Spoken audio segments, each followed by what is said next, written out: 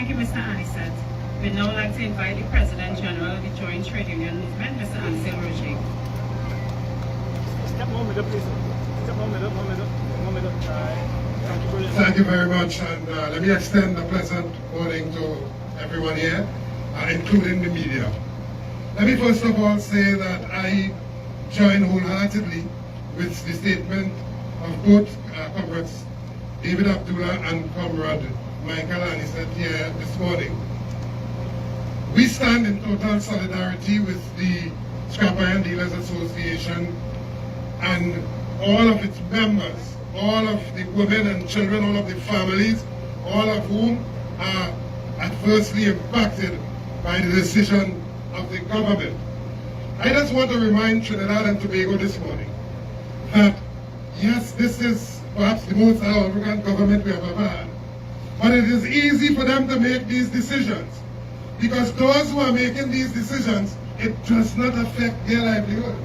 Their food, their groceries, the books for their children, the wherewithal for them to continue their high lifestyles continue unabated.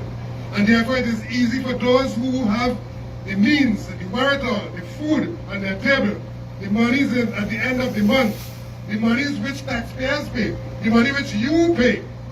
It is easy for them to say with a stroke of a pen that they shut an industry down, an entire industry down, and the effect of which will leave you without bread on the table.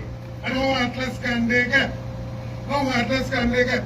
And I want to agree with Comrade Abdullah that they have in place now their minion in the name of the commissioner to do their bidding. I could say it openly, to do their bidding.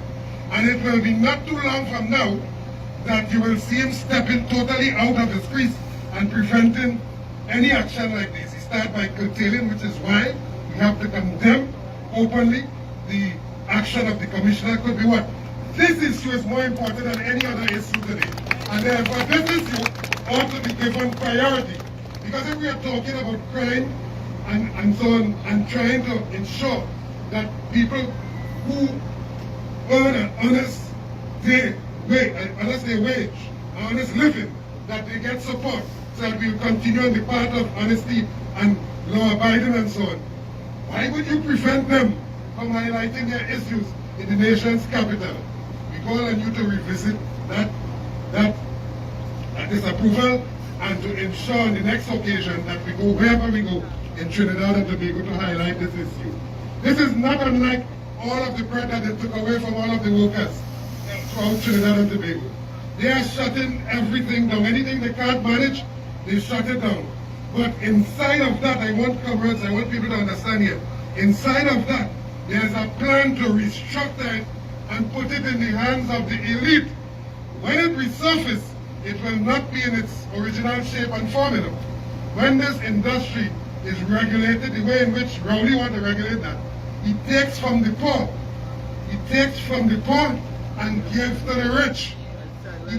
He saps all that the poor have, the little that you have, and gives to his rich friends and so on. And that is what poor people in this country have to understand. That is what poor PNM people have to understand.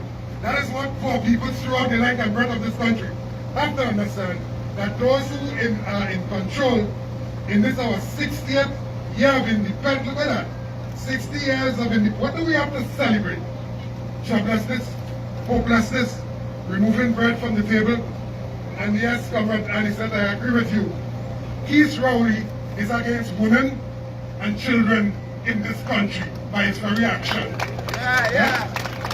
He's against women in the household, women wherever, to be able to provide. Because the woman is the centerpiece of the family, which is the centerpiece of the community. And therefore his attack on this industry is an attack on women and children. And we call on them this morning to revisit this decision. Revisit this decision to allow for peace to prevail, to allow for these law-abiding citizens to continue to earn a living. Nobody interfere with anybody, no, but they come in and interfere with your livelihood. And so I'll redirect your boy, the commissioner, redirect him to the ports of entry in this country to prevent all of the guns from coming in, where the real crimes are being committed, where people are being brutalized in their homes and elsewhere every day.